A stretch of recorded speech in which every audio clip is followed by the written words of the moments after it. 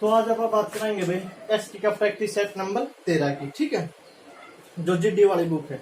जिसमें पहला क्वेश्चन है भाई 200 और 300 के मध्य ऐसे कितने अंक होंगे जो 13 से विभाजित है। भाई 200 और 300 के मध्य ऐसे कितने अंक हैं, ऐसे कितने अंक हैं जो 13 से विभाजित हैं, 13 से विभाजित हैं, ठीक है। 200 और 300 के मध्य ऐसे कितने अंक जो 13 से विभाजित है। इस क्वेश्चन में आप कई तरीके कर सकते हैं भाई। एक में सीधा नॉर्मल बता रहा हूँ सर, तो पहली संख्या जो 13 तक कंप्लीट डिवाइड होगी वह क्या होगी भाई 13। उसके बाद 13 दूनी 26, 13 तिया 39, 13 चौके 52, 13 पंजे 65, 13 छिका 78, 13 से 91 और 13 8 104। इस तरह ही चलता रहेगा। यानी कि हर एक 13 का डिफरेंस पे ये संख्या 13 तबाह होगी। मान लिया मैंने 70 तो इसी कितनी संख्या जो 13 तबाह है, तो सीधा अगर 70 में मैं 13 तबाह दूं तो 13 पंजे 65, तो कितनी संख्या रिमाइंडर कुछ भी हो उस चीज तो कोई मतलब नहीं। संख्या कितनी आई 5 है जो 13 तबाह होंगी भाई 70 से। अगर मैंने कुछ 90 कितनी संख्या जो 13 तबाह है, तो 13 छिका 78 भाई। रिमाइंडर कुछ भी हो इस तो कोई मतलब नहीं।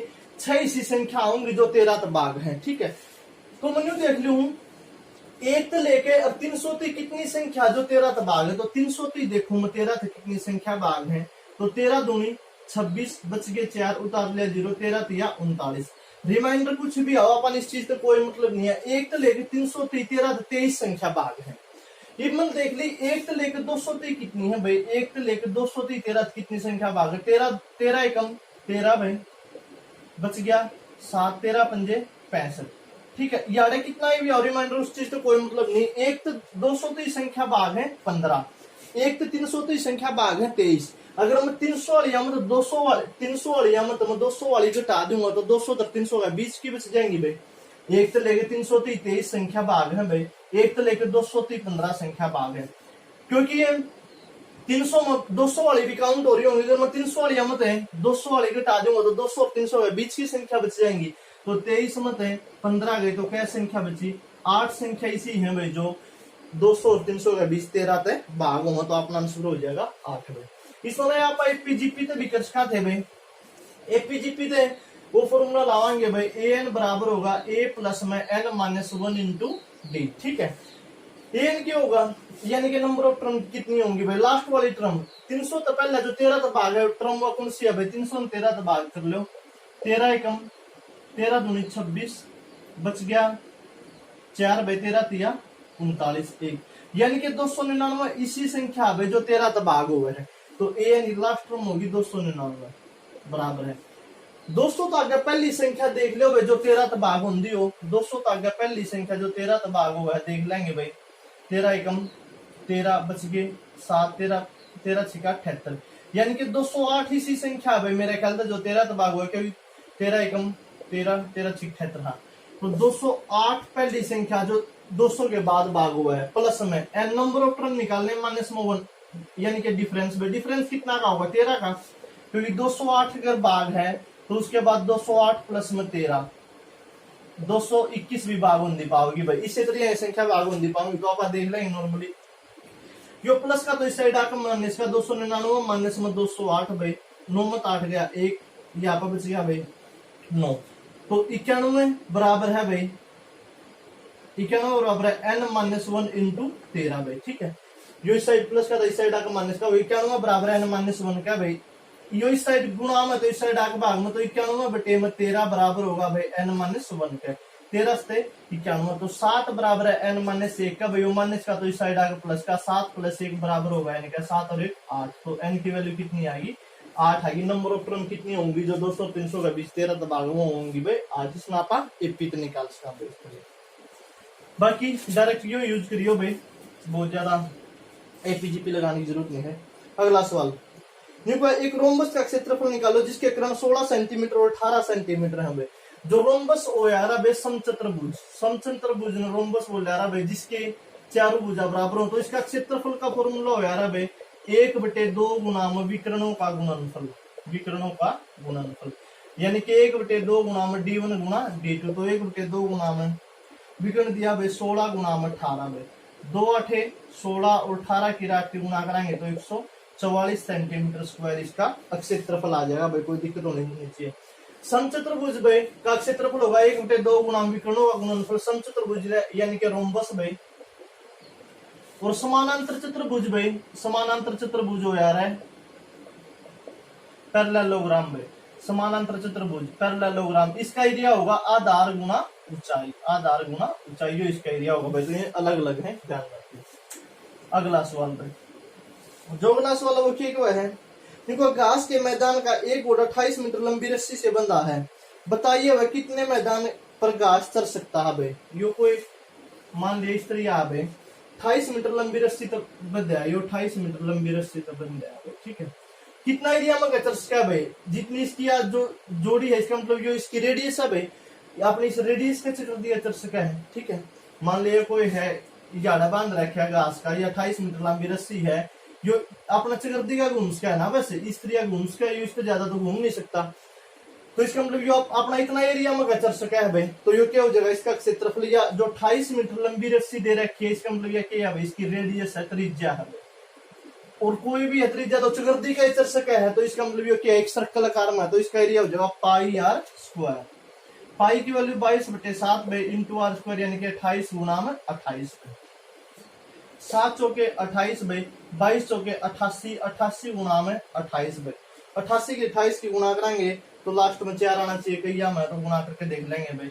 88 गुना में 28 गुना 88 कराएंगे, 8 8 64 भाई, असल में 6, 8 दूनी 16 और 6 22 गुना में 4 2 2, तो 4 4 और 2 6 2 2 4 2 भाई 24 64 वर्ग सेंटीमीटर स्क्वायर, सेंटीमीटर स्क्वायर अपना आंसर हो जाएगा। कुछ भी जो 28 मीटर दिया था भाई लंबी रस्सी, इसका मतलब यह रेडियस है, और यो चक्रदी का चर्च का, तो इसका मतलब ये सर्कल आकार में चलेगा भाई, तो इसका क्षेत्रफल होगा पाई आर स्क्वायर में चर्च का। पाई की वैल्यू 22/7, आर की वैल्यू 28 गुना 28 भाई, अपना आंसर निकल जाएगा। अगला क्वेश्चन, अगला क्वेश्चन में क्या है, कितने समय में कौन सा धन अपने से 3 गुना हो जाएगा यदि ब्याज की दर 10% वार्षिक 10% सैकड़ा प्रति वर्ष हो गए। न्यूको है कितने समय में कोई धन अपने से 3 गुना हो जाएगा भाई, 3 गुना होगा, यानी कि मान लिया मूलधन 100 रुपये है, तो 3 गुना होगा मतलब धनराशि कितनी हो जाएगी 300 भाई। 100 रुपया तो 300 रुपये हो जाएगी, और रेट दिया 10%, और टाइम अपन निकालना, तो ये तो आसान सा सवाल हो गया भाई। 100 रुपया तो 300 रुपये हुए हैं, 3 गुनी हुआ 100 तो 300, तो इसका मतलब ब्याज कितना मिलेगा 200 रुपये, तो साधारण ब्याज 200 बराबर होगा मूलधन की वैल्यू कितनी माननी है 100 गुना में रेट की वैल्यू 10% गुना में टाइम निकालना है डिवाइड बाई 100 भाई। साधारण ब्याज बराबर होगा मूलधन गुना दर गुना समय बटे 100 भाई। 100 तो 100 कैंसिल आउट भाई, तो 200 यो गुना में, तो इस साइड आगे भाग में 200 बटे 10 बराबर होगा भाई टाइम के, शून्य तो शून्य कट गया, तो टाइम की वैल्यू कितनी आएगी 20 वर्ष आएगी भाई, यानी कि 20 साल बाद ये अपने 3 गुनी हो जाएगी। ध्यान रखियो 300 नहीं टेका, क्योंकि जो 100 तो 300 है, 300 अपना मिश्र धन है भाई, आप तो ब्याज का बराबर टेका 100 तो 300 होगा, तो ब्याज अपन 200 रुपये मिलेगा। साधारण ब्याज बराबर होगा मूलधन गुना दर गुना समय बटे 100, या फिर डायरेक्ट ट्रिक है इसकी 100 इंटू गुणों की संख्या मान्य समूह 1 डिवाइड बाई रेट या टाइम। अगर टाइम निकालना होगा तो रेट तब आगे दे देंगे, और रेट निकालना होगा तो टाइम तब आगे देंगे। तो 100 इंटू गुणों की संख्या, इसका मतलब क्या गुणी होगा 3 गुणी, तो 3 मान्य समूह 1 डिवाइड बाई अपन टाइम निकालना, तो रेट तब आगे देंगे, रेट कितनी है 10 है, तो 100 इंटू 3 मत 2 डिवाइड बाई 100, ठीक है। तो यह चीज कितनी आएगी, कोई दिक्कत तो नहीं है ना, गुणों की संख्या मानने में यार कोई समस्या नहीं हो गई, तो 100 तो 100 कैंसिल हो गया। 100 इंटू गुणों की संख्या मानने से 1 डिवाइड बाई रेट, यार रेट 10% है भाई, ठीक है, रेट 10 है, तो शून्य तो शून्य 10 दूनी 20, तो टाइम अपना 20 साल आ जाएगा, ठीक है। आसान है, इसमें किसी तरह भी कर सको। अगला सवाल भाई, न्यूको है एक फौज के 6% सैनिक लड़ाई में जख्मी हो गए और 282 सैनिक अभी स्वस्थ है, तो बताओ लड़ाई में कितने सैनिक जख्मी हुए हैं भाई।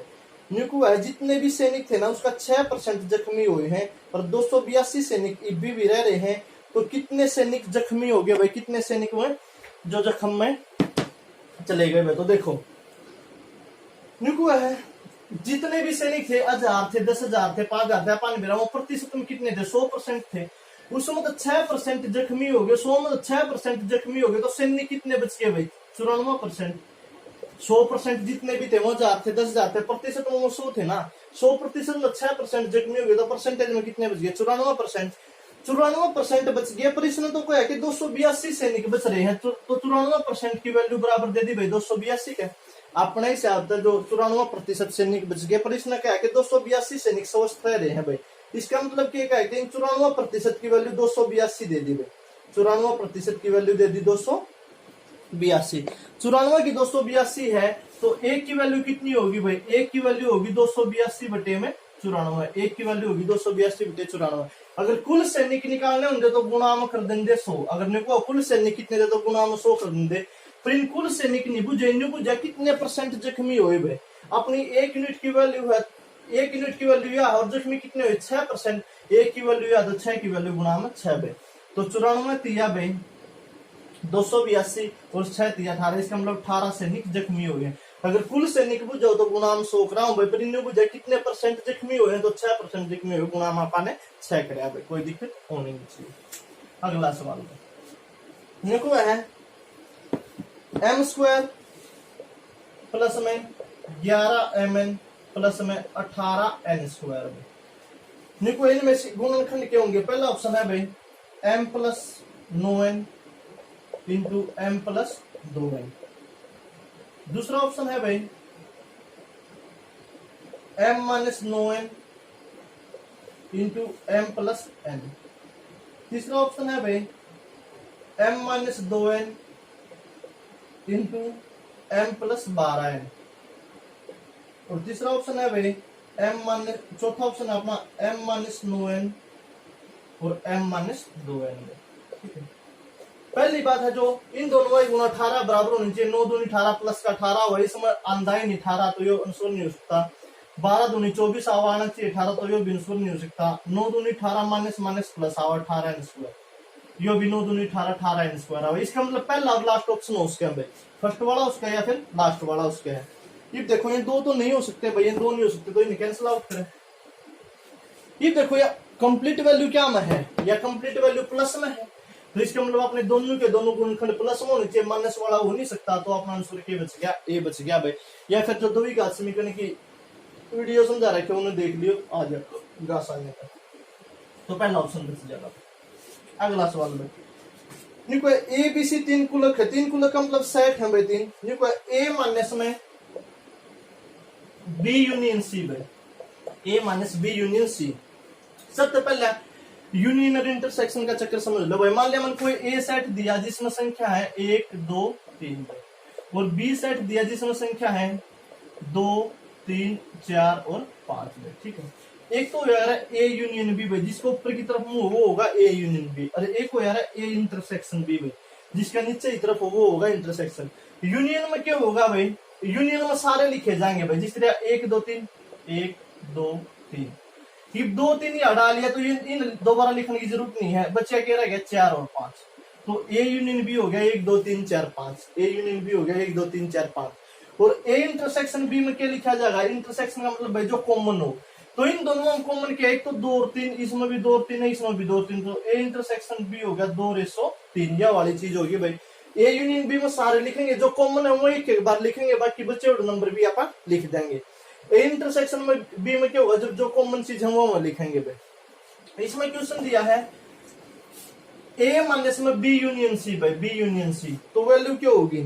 इसमें कुछ नहीं करना होता, सबसे पहले तो ए माइनस बी क्या चीज लिख दो इंटू ए माइनस सी, ए माइनस बी और ए माइनस सी। अब अगर ये बीच में माइनस का निशान हो तो यूनियन की जगह इन इंटरसेक्शन में चेंज कर दो, तो यह चीज हो जाएगी ए माइनस बी इंटरसेक्शन में ए माइनस सी। अगर यह वैल्यू इस तरह होंगी ए प्लस में बी यूनियन सी, अगर यह चीज होंगी ए प्लस में बी यूनियन सी, तो कुछ भी नहीं करना था, सबसे पहले ए प्लस बी और ए प्लस सी, और बीच में यूनियन है तो ये यूनियन रहेगा। अगर ये प्लस में है तो इसका कोई चेंज नहीं होगा, ये यूनियन है तो यूनियन रहेगा भाई। अगर ये प्लस नहीं माइनस है तो क्या हो जाएगा? यूनियन का बस इंटरसेक्शन बच जाएगा, यही चीज थी। इसमें ये वाला क्वेश्चन दे रखे तो अपना ये वाला आंसर हो जाएगा भाई, कोई दिक्कत परेशानी इसमें होनी नहीं चाहिए। अपना A minus B intersection A minus C answer हो जाएगा। बाकी इसकी डिटेल में पढ़ेंगे भाई अपनी क्लास में जब। अगला सवाल है, पहले n प्राकृतिक संख्याओं के वर्गों का योग जानने का सूत्र क्या। भाई यो कहना चाहो है 1 का स्क्वायर, 2 का स्क्वायर प्लस 3 का square up to n square में। इसके लिए फॉर्मूला क्या होगा, तो n प्राकृत संख्याओं के वर्गों का योग बता रखा भाई, n प्राकृत संख्याओं के वर्गों का योग यो अपन सीख रखा भाई। यो क्या हुआ है, यो हुआ n into n plus 1 into 2n plus 1 divide by 6। सीधा फॉर्मूला बुझ रखा है। तो n प्राकृत संख्या में वर्गों का योग का फॉर्मूला होगा n इंटू n जमा 1 इंटू 2n जमा 1 डिवाइड बाई 6। अपना योग वर्गों का योग हो जाएगा भाई। अगर औसत बुझ जाओ, अगर n प्राकृत संख्याओं के वर्गों का औसत, अगर वो औसत वाली चीज बुझ जाओ तो n n कैंसिल हो जाता है, चीज रह जाती n plus 1 into 2n plus 1 divide by 6। ये औसत में या वाली चीज रह जाती भाई, योग में या वाली चीज हो, औसत में यो n कैंसिल आउट होकर या वाली चीज बन जाती, पर योग बुझ जाता अपना आंसर हो जाएगा एक भाई। और जो एक चीज और पढ़ी होगी हमने 1 2 3 अप टू n प्राकृत संख्याओं का योग भाई, n प्राकृत संख्याओं का योग भाई। अगर नॉर्मल स्क्वायर ना हो या हो 1 2 3 4 अप टू n, तो इसके लिए फॉर्मूला होगा n into n plus 1 divide by 2, n into n plus 1 divide by 2। अगर यह चीज होती n प्राकृत संख्याओं का औसत, अगर औसत होता तो इसमें भी क्या करा हूं, एक n काट देंगे और यह चीज रह जाती n प्लस 1 बाई 2। ठीक है, तो ये चारों फॉर्मूले थारे ध्यान में आगे होंगे, ये अपन पढ़ रखे हैं। अगले क्वेश्चन, जो नेक्स्ट क्वेश्चन है वो क्या हुआ भाई, वो है 2 6 8 और 24 का ज्यामितीय माध्य भाई, ज्यामितीय माध्य।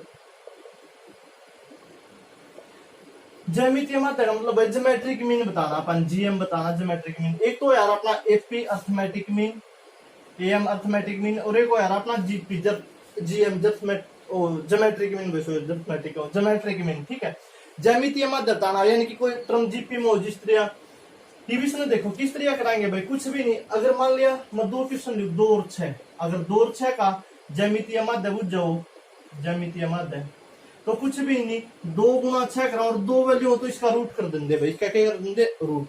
अगर वो बुझ जाओ 2 6 और 8 का ज्यामितीय माध्य, अगर 2 6 8 का बुझ जाओ तो कुछ भी नहीं, 2 गुना 6 गुना 8 और ये 3 वैल्यू तो इसकी 3 कर देंगे, इसका मतलब क्यूब रूट कर देंगे भाई इसका। ये भी इसमें बुझ है 2 6 8 24 भाई, 2 6 और 8 24, 2 6 8 और 24, ये 4 वैल्यू है, तो इसका मतलब इसकी पावर 1/4 कर देंगे भाई। तो इस वैल्यू ने इस तरह लिख देंगे 1/4। इसका मतलब है 2 गुना में 6 गुना में 8 गुना में 24 की पावर 1/4। ठीक है, ये रूट का भी तो छोटा 4, इसका मतलब है 1/4 पावर। तो इसमें खोल लेंगे, इनके लिखा 2 गुना में 6 के लिख देंगे 2 गुना 3, 8 के लिख देंगे 2 गुना 2 गुना 2 और 24 ने के लिख कहा भाई 12 गुना 4 गुना 12 गुना में 2, या फिर 6 गुना 4, 6 ने लिख देंगे भाई 2 गुना 3 और 4 ने लिख देंगे 2 गुना 2, या वाली चीज में लिख दे भाई। 2 का 2 लिख दिया, 6 का लिख दिया मन 2 गुना 3, 8 का लिख दिया 2 गुना 2 गुना 2 और 24 का लिख दिया 6 गुना में 4, 2 या 6 गुना में 2 दूनी 4, 6 चौके 24। ठीक, देखो 1 2 3 4, 1 2 3 4 ये हो गया 2 की पावर 4 गुना में 1 1 2 3 4 भाई, ये वाली 2 2 के तो ये भाई दोबारा देख लो, यो लिखा था 2, यो लिखा था 2 गुना में 3, यो लिखा था 2 गुना 2 और यो लिखा था भाई 2 गुना में 3 गुना में 2 गुना 2, या वाली चीज लिखते हैं और इनकी पावर 1/4। तो 1 2 का 2 2 का 3 2 का 4 2 का, तो ये 2 और ये 2, ये लिख दिया 2 की पावर 4 गुना में 2 2 के ये और 2 2 के ये भी लिख दिया 2 की पावर 4 गुना में 1 3 यू और 1 3 यू, तो ये लिख दिया 3 की पावर 2, या वाली चीज लिख दी भाई, और इस कंप्लीट की पावर 1/4।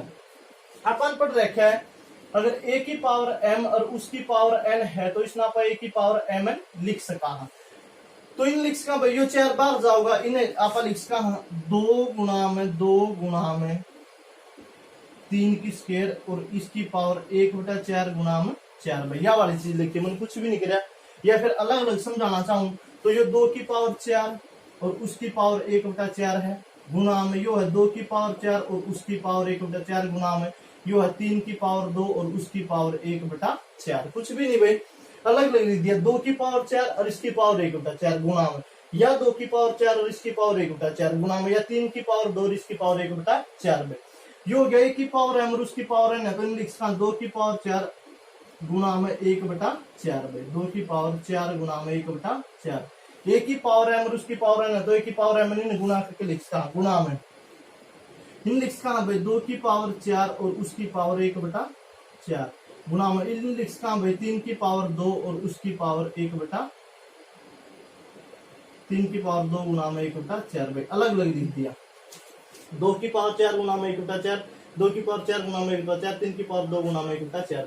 4 तो 4 कैंसिल, तो ये रह गया 2 की पावर 1, 2 की पावर 1 का मतलब 2 गुणा में 4 तो 4 कैंसिल, 2 की पावर 1 का मतलब 2 गुणा में 2 दूनी 4, ये हो गया 3 की पावर 1/2। ठीक है, इवन अगर आप ध्यान से देखा, ये 2 दूनी 4 गुणा में 3 की पावर 1/2 का मतलब 3 लिख कहां है √3, क्योंकि रूट का मतलब हुआ है 1/2, रूट का मतलब हुआ है 1/2, तो इस 1/2 की जगह √3 लिख दिया। फिर मैंने पहले भी बताया था, अगर न्यू लिख रखा हो, √3 लिख रखा हो, 3 की पावर 1/2 लिख रखा हो, या 3 का वर्गमूल लिख रखा हो, इसका मतलब यह बात सेम में हुआ है, तो यह चीज लिख रखी थी 3 की पावर 1/2, इसका मतलब अपन लिख दे वर्गमूल 3, तो यह चीज है अपनी 4 गुणा में √3, 4 गुणा में √3 में।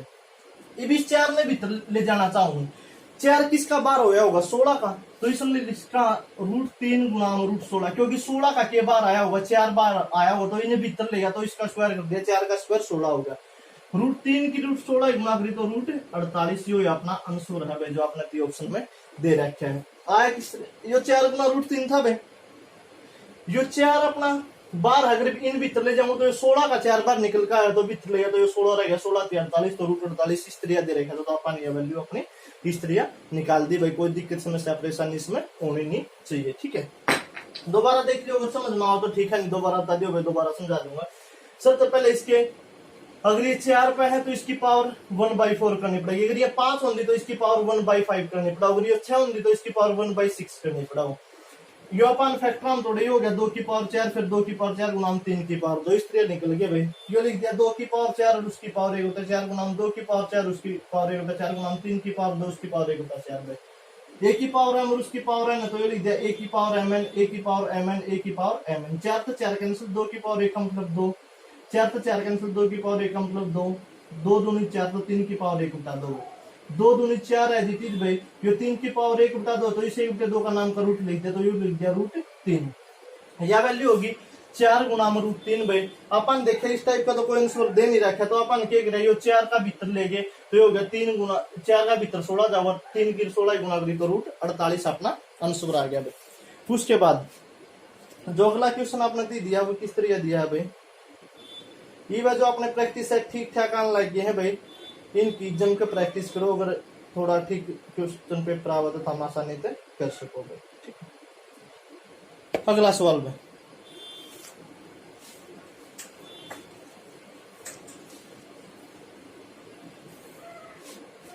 पहला जो क्वेश्चन दिया वो कब है भाई, साइन थीटा प्लस में कोस थीटा का अधिकतम मान भाई, अधिकतम मान। मैक्सिमम वैल्यू कुछ है भाई, मैक्सिमम वैल्यू, मिनिमम मैक्सिमम का चैप्टर पढ़ा होगा भाई +1 +2 में, तो मैक्सिमम वैल्यू कुछ है, कुछ भी नहीं। साइन थीटा के लिए यहाँ पे क्या है, 1 है, यहाँ पे भी 1 है, तो क्या करेंगे, रूट में 1 का स्क्वायर प्लस में 1 का स्क्वायर, 1 का स्क्वायर 1 भाई, प्लस में 1 का स्क्वायर 1 भाई, 1 रे कितना हो जाएगा √2, तो sine theta plus cos theta की अधिकतम वैल्यू कितनी हो जाएगी, √2 हो जाएगी भाई। अगर sine theta plus cos theta की मिनिमम वैल्यू कुछ जाओ भाई, मिनिमम कम से कम भाई, ठीक है, तो क्यों जाता माइनस का √2 हो जाता भाई, ठीक है, माइनस का √2 हो जाता, इसका माइनस ला देंगे भाई। अगर ये को 3 साइन थीटा प्लस में 4 कोस थीटा का अधिकतम मान भाई, का अधिकतम मान, ठीक है, तो कुछ भी नहीं, रूट कराओ भाई, पहले 3 साइन का 3 है तो 3 का स्क्वायर, प्लस में कोस का 4 है तो 4 का स्क्वायर, तो 3 का स्क्वायर 9 प्लस में 4 का स्क्वायर 16, 9 और 16 कितना आ गया √25 भाई, 16 प्लस 9 √25, 25 का के 12 वो 5, तो इसका मिनिमम वैल्यू मैक्सिमम वैल्यू हो जाती भाई 5 और मिनिमम इसका आगे माइनस ला देंगे तो माइनस का 5 भाई। ठीक है, दोबारा देखो इसमें कुछ नहीं था, sine theta plus cos theta बुझे, तो इसका मतलब साइन थीटा का आगे भी है, कोस थीटा का आगे भी है, तो 1 का स्क्वायर प्लस 1 का स्क्वायर और उसका रूट भाई।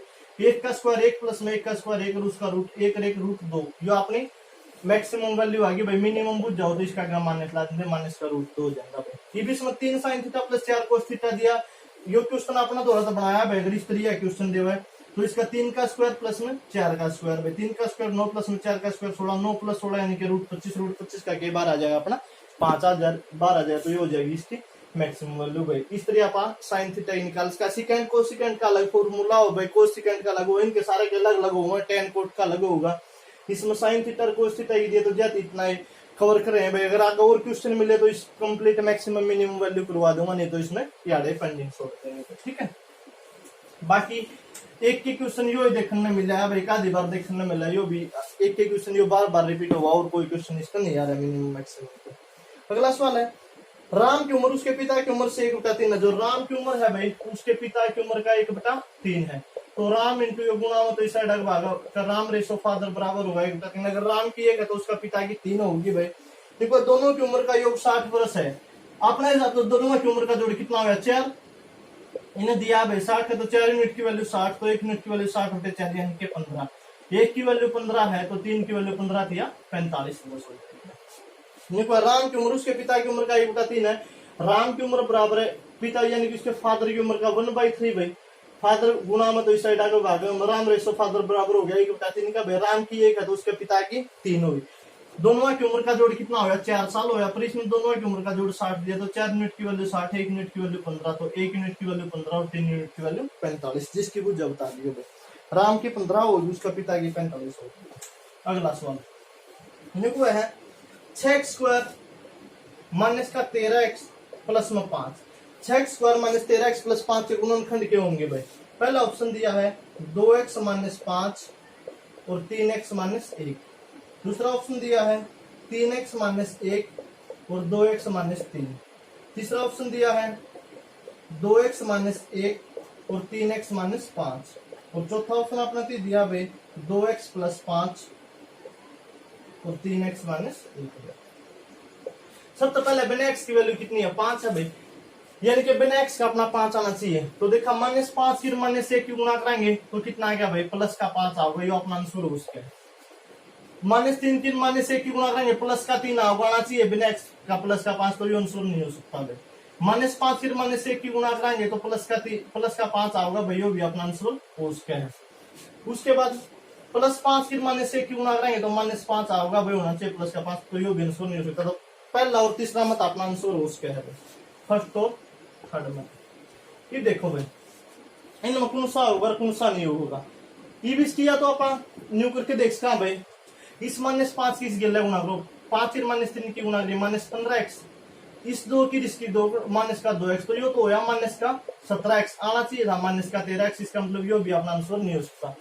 -5 की 3 की गुणा करी तो -15x, -2x की -1 की गुणा करी तो -2x, तो यार इनका जोड़ -15x आना चाहिए था -13x, तो ये आंसर नहीं हो सकता भाई, आंसर अपना यो ही बच गया। ठीक है, अगर इतना करे अच्छा 2 ऑप्शन काट दो तो कोई सा एक ऑप्शन की गुणा भी करके देख सको भाई।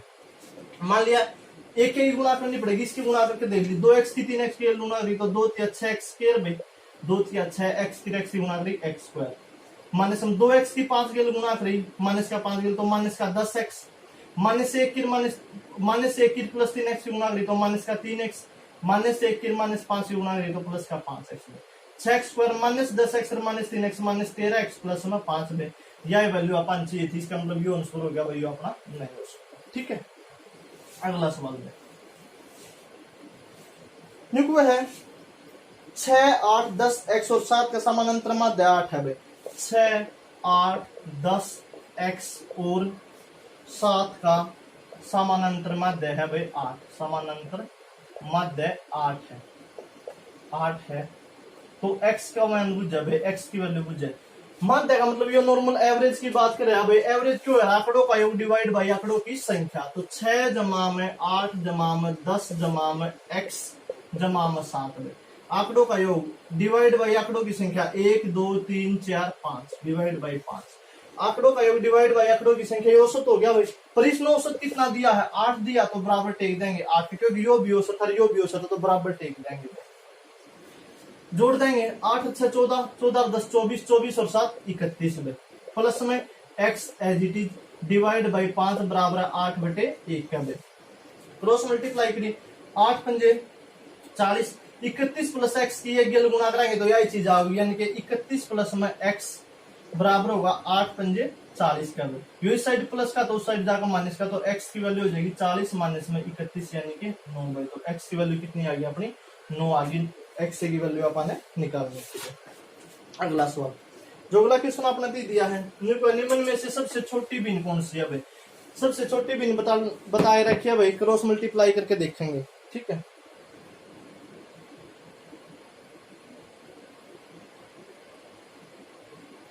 सबसे छोटी बतानी है तो क्या करेंगे, क्रॉस मल्टीप्लाई में निको है 2/7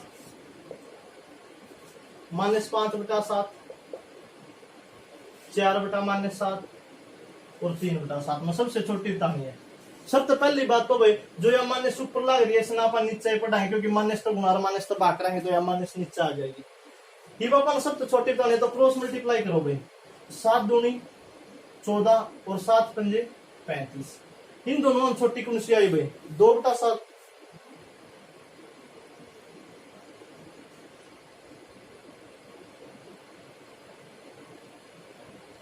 7 पंजे 35 और 7 दूनी 14, तो इन दोनों में छोटी आई अपनी 2/7।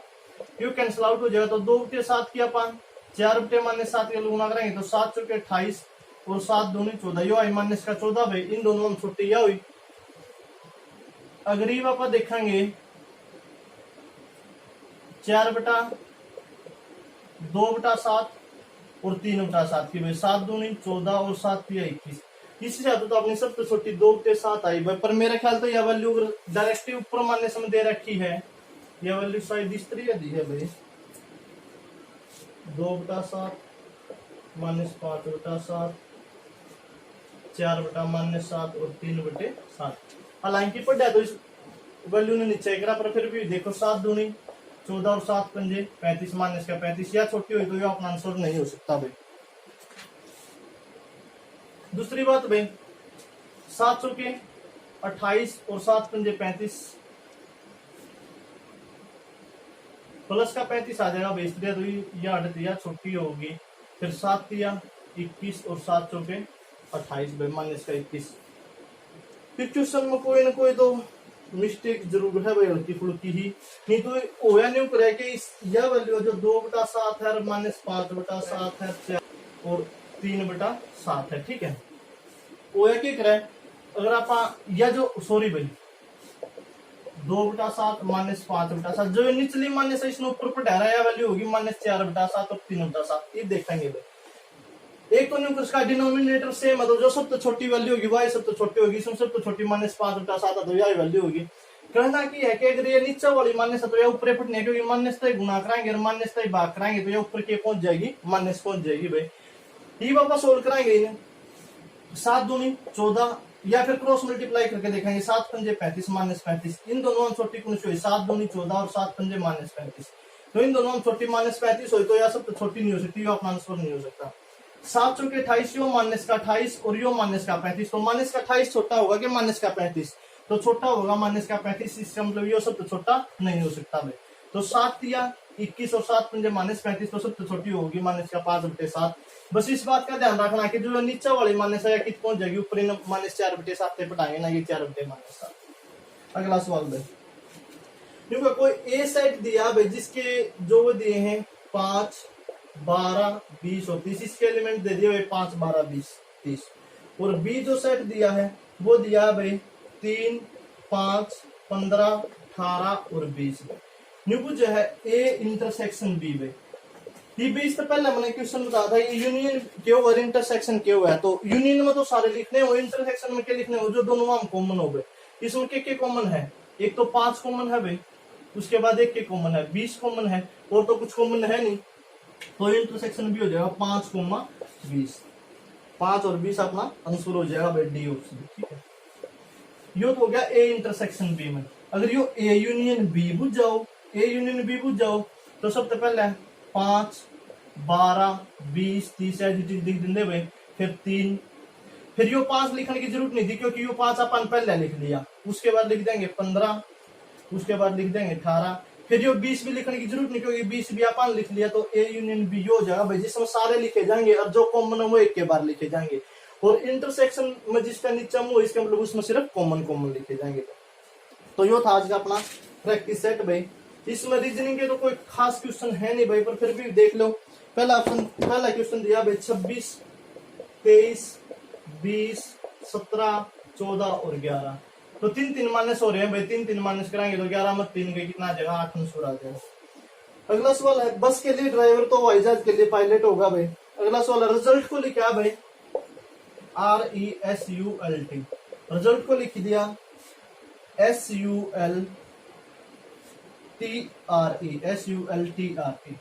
और कुछ है IGHTBR को क्या लिखेंगे भाई, उस भी नंबरिंग डाल दो 1 2 3 4 5 6। S कौन सा नंबर पे है, 3 पे, U 4 पे, 5 पे भाई, T 6 पे, उसके बाद R है जो 1 पे और E है जो 2 पे। न्यू इसमें 1 2 3 4 5 6 लिख दो। सबसे पहले 3 पे, 3 4 5 6 1 2 लिखाएंगे।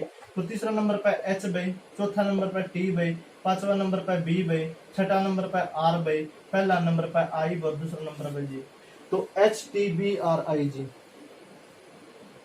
HTBRIG डी ऑप्शन हो जाएगा भाई आपको, ठीक है। उसके बाद अगला जो क्वेश्चन दिया है, क्योंकि भाई प्रश्न 4 शब्द दिए गए, उनमें से एक शब्द नहीं लिखा जा सकता, तो उस शब्द को पहचानना भाई। सबसे पहले आपने की स्पेलिंग दी है TRIVANDRUM,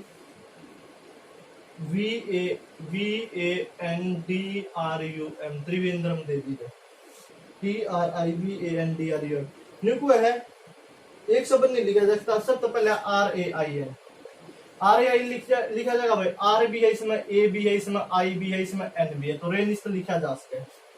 दूसरा शब्द दिया भाई DRUM, D भी है, R भी है, U भी है, MBO भी लिखा जा सकता है। अगला TRAIN, TRAI और N, ट्रेन भी लिखा जाएगा भाई, TRAI और N। अगला सवाल है DRUK, D भी है, R भी है, U भी है, पर K कितने भी इस पूरा शब्द में नहीं है, इसका मतलब यो शब्द आप नहीं लिख सकते भाई। उसके बाद अगला यो बिल्ड रिलेशन का है, बिल्ड रिलेशन के क्वेश्चन कर लिया तो थॉमस ने करके देख लियो, ना हो तो पूछ दे। Okay, best of luck, stay home and study hard.